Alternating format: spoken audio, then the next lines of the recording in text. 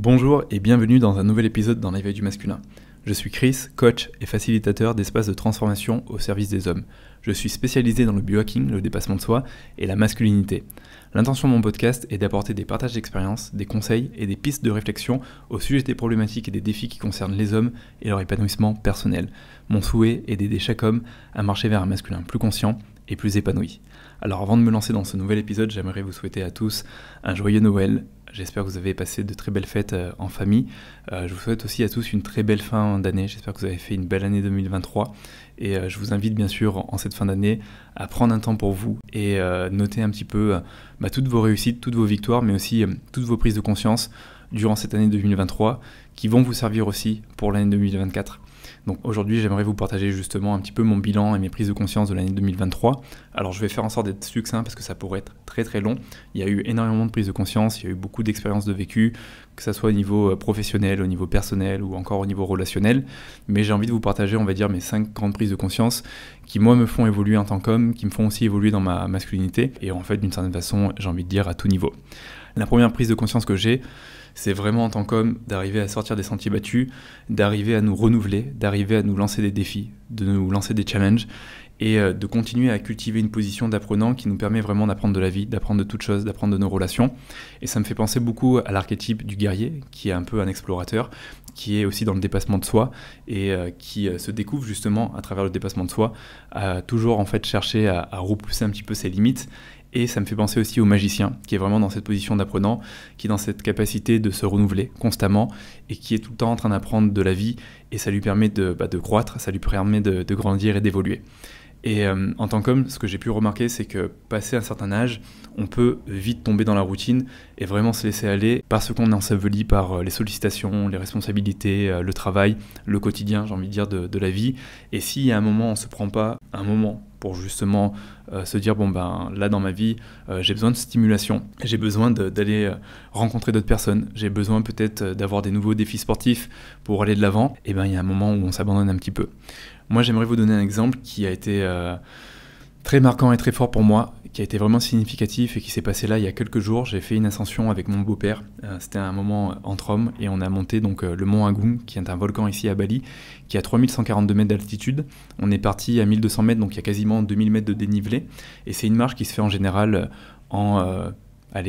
12-13 heures. Il y a à peu près 6 heures, 7 heures pour monter et on a à peu près presque autant, 5 à 6 heures pour redescendre. Et nous on s'est fait ça vraiment en défi sportif. Mon beau-père c'est un mec extraordinaire qui fait énormément d'Ironman, il en a fait 16 et je me suis dit je vais y aller avec lui. J'y vais avec le guide balinais qui monte la montagne avec un sac de 30 kilos et avec des tongs. Et en fait, ça a été juste incroyable, on est monté en 4 heures, donc ça a été hyper sportif, et on est redescendu en 3 heures, donc on a mis 7 heures, là où à peu près les gens mettent 11, 12, 13 heures pour faire cette randonnée. Et alors, ça a été magnifique, parce qu'on a profité de la nature, donc on s'est émerveillé comme des enfants, et en même temps, on a passé un moment entre hommes hyper qualitatif, où on a pu parler de plein de choses, et notamment de défis sportifs, et des prochains défis sportifs qu'on a envie de se donner, mais on a aussi pu parler de masculinité, et c'était hyper intéressant, hyper enrichissant. Et moi, ça m'a donné un nouvel élan, une nouvelle envie d'exploration, une nouvelle envie de me challenger, une envie de faire plus de monts, plus de volcans, et de profiter de l'Indonésie, là où je vis, là où on a des centaines de volcans, et donc de continuer aussi à voyager pour me renouveler et pour aussi découvrir le monde, car le monde est immense, il est infini, il a tellement de choses à nous offrir, et je vois à quel point cette expérience, finalement, elle a été impactante, tant sur l'aspect, je dirais, spirituel que sur l'aspect sportif, que sur l'aspect émotionnel. Ça a été riche pour moi et ça m'a montré une fois de plus qu'en tant qu'homme, on a besoin de se lancer des défis, que ce soit des défis dans le sport ou dans d'autres domaines. C'est des choses qui nous permettent de continuer à être en mouvement, c'est des choses qui nous permettent de continuer à développer notre combativité, c'est des choses qui nous permettent d'être connectés à notre énergie masculine, à ce qu'on appelle la direction, à ce qu'on appelle l'action, et on en a besoin. Et je vois à quel point ça fait du bien et à quel point c'est enrichissant. La deuxième prise de conscience que j'ai envie de vous partager, c'est s'autoriser à être désagréable, c'est aussi être un leader, c'est aussi avoir cette posture de roi. Être désagréable, c'est savoir aussi être juste avec soi, être juste avec les autres, c'est pas s'affirmer et écraser l'autre, mais c'est aussi savoir communiquer de ce qui est important pour soi, poser ses limites, les faire respecter Et dans la vie de tous les jours, dans nos relations, parfois aussi au travail, il y a un moment où on a besoin d'être désagréable, il y a un moment où on a besoin d'avoir cette conversation qui va challenger l'autre, mais qui va être aussi très challengeante pour nous. Je sais que pour moi, être désagréable, c'est quelque chose qui vient me faire travailler, car j'ai toujours peur de blesser l'autre, j'ai toujours peur de le décevoir, j'ai toujours peur d'être rejeté, et en même temps, je sais que c'est prendre position, et que c'est aussi être en alignement avec ce qui est en accord avec moi, et c'est aussi me respecter d'une certaine façon. Et j'ai un exemple très concret qui était en début d'année où j'ai dû être désagréable avec une prestataire avec qui j'étais pas ok sur une façon de travailler, même si j'adorais cette personne, même si c'est moi qui ai fait appel à elle, même si j'ai eu plein de bons moments et plein de beaux souvenirs avec elle, il y a ce moment où j'avais besoin d'avoir cette conversation avec cette prestataire. Et ça a été un exercice difficile, pour vous dire, j'ai même préparé la conversation pendant une demi-journée tellement j'avais peur de lui dire les choses, mais en même temps c'était nécessaire. Et ce que j'ai pu remarquer, c'est que le fait de jouer le jeu et le fait de faire cet exercice et le fait d'avoir cette conversation désagréable, ça m'a permis de déposer des choses, ça m'a permis d'ouvrir un nouvel espace, ça a permis aussi de clarifier la relation, ça m'a permis aussi de gagner une sorte de paix intérieure, de légèreté, et ça m'a permis de, une fois de plus, me renouveler et de voir les choses différemment et d'entreprendre des choses aussi différemment et aussi de me faire confiance. Donc je sais que ça peut être un exercice très challengeant, mais le leadership, ça commence une fois de plus avec soi. Et le leader, c'est pas qu'une personne qui brosse dans le sens du poil, qui est toujours gentil, qui dit toujours des bonnes choses, qui est toujours encourageant, qui est toujours motivant. C'est aussi une personne qui sait dire les choses qui ne vont pas, qui sait affirmer ses désaccords et qui arrive à le faire dans une posture mature, pas dans une posture où je suis en train juste de reprocher des choses à l'autre personne et j'ai envie de le charger émotionnellement et j'ai envie de lui montrer que j'ai raison. C'est une posture où je suis aussi capable de me remettre en question, où je suis aussi capable d'entendre ce que l'autre a à me dire, mais je suis capable de dire ce que j'ai à dire à partir du moment où c'est important pour moi et c'est aligné avec moi. Ça a été aussi challengeant pour moi car ça m'a fait vraiment travailler sur la partie émotionnelle. En général, soit j'ai tendance à ne pas dire les choses et à les garder à l'intérieur de moi et au final ça finit par exploser, ou soit quand je vais les dire et que c'est assez émotionnel, ça va tout de suite partir un petit peu dans tous les sens et je vais avoir du mal justement à dire les choses comme je le souhaite, toujours dans la peur de blesser l'autre et en même temps parfois j'ai du mal à mettre les formes et je peux être un petit peu trop frontal. Et donc ça m'a appris justement à garder une posture où j'apprends à gérer mes émotions, où je suis en maîtrise de mes émotions, où j'apprends aussi à détecter ce qui est juste ou ce qui dépasse un petit peu les limites, et au final où je peux communiquer de manière mature à l'autre personne un désaccord ou une chose qui n'est pas en alignement avec moi. Donc ça a été un exercice, je dirais, très intéressant pour moi, et je vois à quel point aujourd'hui, en tant qu'homme, parfois on a besoin aussi d'être désagréable, même quand c'est avec des gens qu'on aime et aussi avec des gens qu'on n'aime pas, à partir du moment où c'est juste pour nous. Une troisième prise de conscience que j'aimerais vous partager, c'est s'entourer des bonnes personnes pour donner de la croissance à nos ambitions. Donc là, une fois de plus, ça me fait penser à l'archétype du roi, et je l'ai beaucoup vu cette année au niveau pro. J'ai pas hésité justement à m'entourer, j'ai pas hésité à payer un coaching 10 000 € pour être coaché sur mes croyances limitantes, sur mes blocages, sur mes insécurités, pour pouvoir avancer dans mon projet qui me tenait vraiment à cœur. Et donc le projet des cercles d'hommes, le projet de la masculinité, le fait de pouvoir aider des hommes, le fait de pouvoir apporter de la valeur aux hommes qui eux aussi ont envie de cheminer, ont envie de grandir dans le masculin. Et j'ai aussi osé m'entourer de personnes compétentes pour justement déléguer certaines parties de mon business pour me recentrer sur ma zone de génie, là où j'apporte le plus de valeur, là où je prends le plus de kiff, là où je gagne le plus en énergie. Bien sûr, on ne peut pas faire que ce qu'on aime, bien sûr ça demande aussi des moyens, ça demande d'avoir de la trésorerie, mais il y a un moment dans un cycle de vie d'une entreprise, on a besoin de s'entourer pour aller plus loin, on a besoin de s'entourer aussi pour s'économiser, sinon on est un petit peu comme un pompier qui éteint tous les feux, un petit peu comme un couteau suisse qui fait tout dans son entreprise, et c'est le meilleur moyen au bout d'un moment d'atteindre un plateau et même de se dépassionner de son cœur de métier. Et ça a été une grosse leçon cette année parce que ça m'a fait vraiment accélérer, ça m'a permis aussi de continuer à avoir une forme de motivation et de détermination dans les cercles d'hommes. Et pour vous le partager ici, c'est pas évident de lancer des contenus sur la masculinité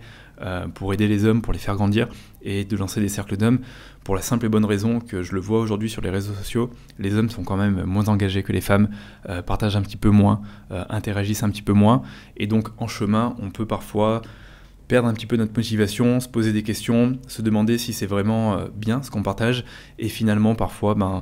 se laisser aller dans les doutes, dans nos insécurités, et finalement se détourner de notre projet. Et le fait d'avoir été entouré cette année avec des personnes compétentes qui étaient là pour me coacher ou qui étaient là pour me faciliter la vie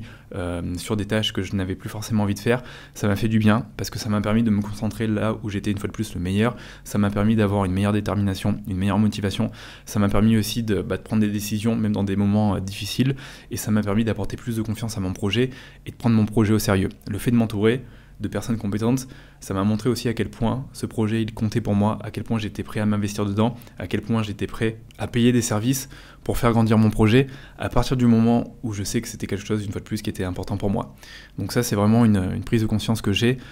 Pourquoi cette prise de conscience? C'est qu'il y a 2-3 années de ça, je me suis entouré, je me suis pas très bien entouré, et en fait ça m'avait vacciné. Je m'étais dit mais en fait il vaut mieux faire les choses soi-même que les déléguer, parce que finalement c'est nous qui faisons les choses mieux, c'est nous qui connaissons mieux notre entreprise et notre métier. Et il y a une vérité dedans, mais en même temps, il y a un moment où on est limité par ça, et il y a un moment où on ne peut pas tout faire, et il y a un moment où on a besoin d'être entouré, et il y a un moment où il y a des choses qu'on fait et qu'on ne fait pas forcément très bien. Si je prends par exemple en exemple le marketing, j'ai beau aujourd'hui savoir faire des pages de vente, j'ai beau aujourd'hui savoir faire des publicités Facebook, il y a un moment, je vais perdre beaucoup de temps et beaucoup d'énergie sur une zone qui n'est pas ma zone de génie, qui est une zone opérationnelle ou une zone d'excellence, parce que j'ai appris à le faire avec le temps, mais qui finalement sera mieux fait par une personne de confiance et compétente, qui va me permettre d'accélérer et d'aller beaucoup plus loin dans ce qu'elle va proposer par rapport à ce que moi je sais faire et ce que je sais maîtriser. Donc j'ai vu à quel point, voilà, une fois de plus, ça faisait vraiment du bien d'être entouré et de donner de la force à son projet. En quatrième prise de conscience que j'aimerais vous partager, c'est à quel point c'est important de développer une vision de couple et de s'engager pleinement dans cette vision de couple. Donc là, ça me fait penser à la fois à l'archétype de l'amant, mais aussi à l'archétype du roi. Avant, j'avais du mal à m'engager dans la vision du couple. Avant, j'avais tendance à regarder les choses à mon niveau. Dès qu'il y avait un conflit à la maison, j'avais tendance à tirer la couette de mon côté. Et j'avais aussi du mal à observer toutes mes projections, toutes mes insécurités dans ma relation de couple. Et le fait de revenir aujourd'hui au niveau du couple, le fait de me dire que quand il y a une difficulté, je suis capable de me mettre en position méta et de me dire mais qu'est-ce qui est bon pour mon couple sans m'oublier moi individuellement, ça me permet de mieux m'observer, ça me permet de voir ce qui se joue aussi au sein de la relation de couple, de voir les insécurités qui remontent, de voir les besoins qui ne sont pas respectés, de voir la partie de moi qui se sent blessée, le petit enfant là intérieur qui réclame quelque chose, donc souvent une partie immature, et ça me permet de voir aussi qu'à l'intérieur de moi il y a plusieurs parties qui coexistent, qui a aussi une partie adulte, qui veut le meilleur pour sa relation de couple, mais qui est aussi là pour se respecter et ne pas s'oublier, et qui est là pour faire des choix matures, et qui est là justement pour s'engager pleinement dans sa relation de couple. Donc j'ai vu à quel point le fait d'avoir une vision de couple, le fait de prendre un moment dans l'année, ou peut-être à chaque semestre, pour se dire là on en est là, on a mis ça en place, on a construit ça, en ce moment on rencontre telle difficulté à ce niveau, au niveau sexuel, peu importe en fait les domaines, et de se poser et de pouvoir en parler, de pouvoir communiquer sur tout ça et de se dire bon bah là pour l'année suivante ou pour le semestre suivant, on parle de notre couple et on voit où on aimerait aller, ce qu'on aimerait faire, les événements qu'on aimerait vivre ensemble et ce qui est important pour nous et comment on peut mieux combler les besoins de chacun et du couple. Et ben ça fait énormément de bien et ça nous permet nous de nous engager pleinement, et je vois à quel point aujourd'hui la relation de couple c'est un vrai tremplin, ça nous apporte nous en tant qu'hommes beaucoup de stabilité et ça nous permet d'avancer avec beaucoup plus d'ardeur dans nos projets, dans notre vie. Donc je vois voilà une fois de plus à quel point c'est important de ne pas reléguer son couple au second plan. S'il est relégué au second plan, ça finit toujours par jouer sur moi, sur mes émotions, sur ce que j'entreprends dans mon business. Donc il y a un moment où c'est important de se poser sur son couple et de mettre en place cette vision et de s'engager pleinement avec ses partenaires. Et j'aimerais vous donner 2 exemples concrets pour moi d'engagement cette année avec ma partenaire au niveau de la relation de couple. Le premier, ça va être au niveau professionnel. Alors je travaille avec ma partenaire depuis un petit moment sur une activité de respiration, de formation, mais cette année on a justement sorti un programme sur le couple, 2 programmes sur le couple, un qui s'appelle Couple Initiatique et un deuxième qui s'appelle Intimité Alchimique, et ça a été au départ hyper challengeant parce qu'on n'a pas la même façon de travailler, on n'a pas forcément toujours les mêmes visions des mêmes choses, et j'avais plein d'insécurité à ce niveau-là en me disant est-ce que ça va être assez, est-ce que je vais tenir la cadence parce qu'elle va super vite, parce qu'elle est hyper à l'aise pour tourner des vidéos ou tourner des audios, et en fait ça s'est super bien passé. Je me suis surpris à vraiment me prendre au sérieux et à vraiment faire le travail et à vraiment m'investir dans ce projet, et c'est un projet qui a décollé, qui a super bien marché, et je vois à quel point ça a fortifié notre couple. Alors ça l'a fait travailler parce que comme en plus c'est un programme sur le couple, on parlait de choses qu'on expérimentait et parfois dont on était en process. Et donc ça nous faisait prendre conscience de certaines choses dans notre couple qui n'étaient pas forcément, je dirais, acquis ou encore bien mis en place. Donc ça nous faisait travailler, on va dire, d'une manière assez profonde sur certaines notions. Et en même temps, ça nous faisait travailler dans la même équipe, ça nous faisait avancer sur un même projet, un projet commun, un projet qui était important pour tous les deux. Et deuxième exemple que j'ai envie de vous donner, c'est un investissement immobilier qu'on a fait ici à Bali avec ma partenaire récemment, donc en septembre. Donc là, c'est un premier gros investissement qu'on fait ensemble. Et le fait d'avoir un investissement à deux, c'est quelque chose qui peut faire peur parce que naturellement on se projette et on se dit mais si demain on n'est plus ensemble, si demain on n'est plus sur la même longueur d'onde,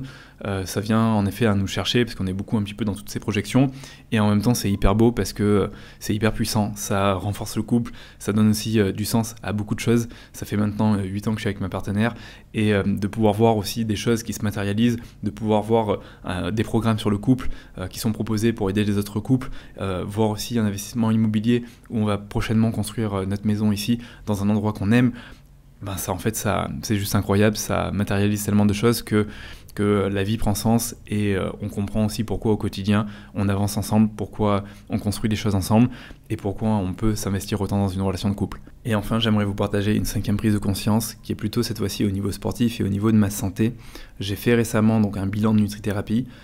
où j'ai vu qu'en fait j'avais dans mes analyses beaucoup de stress oxydatif et des niveaux de créatinine très élevés. Donc ça c'est dû essentiellement au sport, le fait de faire énormément de sport et depuis très longtemps, ce qui m'a permis de prendre du recul sur ma santé et de voir que même si d'apparence je semble être en super santé physique, à l'intérieur c'est pas forcément parfait, c'est pas forcément nickel. Et donc il y a des choses à changer dans mon hygiène de vie, il y a des choses à calmer, c'est aussi finalement être plus à l'écoute de mon corps, être à l'écoute de mes besoins, c'est aussi accepter qu'il y a du vieillissement qui se met en place, que bientôt j'aurai 34 ans et que, on le sait, un homme à partir de 30 ans, il y a des choses qui commencent déjà à bouger, que ce soit au niveau des hormones, que ce soit au niveau des articulations, et même si 30 ans ça peut paraître encore jeune, quand on est sportif depuis très longtemps et qu'on en fait à outrance, on peut créer un vieillissement prématuré et donc à ce moment où on est face à un choix de vie. Est-ce que je vais continuer dans cette direction et je vais continuer à me buter autant à la salle de sport et dans le sport et créer plus de stress oxydatif? Et le stress oxydatif, pour vous la faire courte, c'est ce qui génère des radicaux libres et c'est ce qui va faire du vieillissement cellulaire. Donc le corps va vieillir beaucoup plus vite. Donc il y a ce moment où je suis face à une décision qui est si je continue comme ça, je risque de vieillir prématurément. Et finalement, c'est pas aligné avec ma vision de la vie, avec le fait de pouvoir vieillir en bonne santé, d'être en forme, de pouvoir profiter d'un corps qui continue à être vigoureux, vaillant, endurant et fort. Donc c'est comment je peux revoir ma pratique sportive pour aussi faire attention à moi, éviter toutes ces inflammations que j'ai qui deviennent répétitives et qui jouent sur moi au niveau émotionnel, et avoir aussi des pratiques qui sont un peu plus douces comme du yoga, du pilate, de la méditation, pour arriver un peu à contrebalancer cette charge sportive qui finalement